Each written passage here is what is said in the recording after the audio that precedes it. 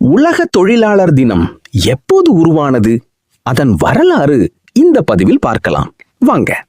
உலக தொழிலாளர் தினம் ஆண்டுதோறும் மே 1 அன்று உலகம் முழுவதும் தொழிலாளர்களின் உரிமைகள், உழைப்பு மற்றும் சமூக நீதியை நினைவு கூறும் நாளாக கொண்டாடப்படுகிறது. இது வேலை நேரம், நியாயமான சம்பளம், பாதுகாப்பான பணி மூலம் போன்ற உரிமைகளுக்காக நடந்த போராட்டங்களின் நினைவு சின்னமாகும். 1886 மே 1 அன்று சிகாகோ நகரில் ஆயிரக்கணக்கான தொழிலாளர்கள் 8 மணி நேர வேலை கோரி பெரிய போராட்டம் நடத்தினர். அப்போது பல இடங்களில் தொழிலாளர்கள் 12 16 மணி நேரம் வரை கடுமையாக வேலை செய்ய வேண்டியிருந்தது. 1886 மே 4 அன்று ஹே மார்க்கெட் அஃபேர் எனப்படும் நிகழ்வில் போலீஸ் மற்றும் போராட்டக்காரர்கள் மோதியதில் பலர் உயிரிழந்தனர். இந்த சம்பவம் உலக தொழிலாளர் இயக்கத்தின் முக்கிய திருப்பமாக அமைந்தது.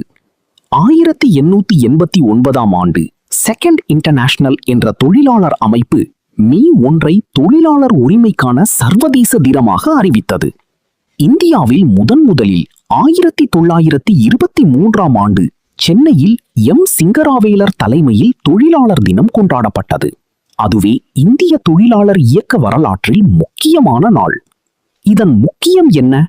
8 மணி நேர வேலை உரிமை, குறைந்தபட்ச ஊதியம், தொழிலாளர் பாதுகாப்பு, குழந்தை தொழிலாளர் எதிர்ப்பு, சமூக சமத்துவம்.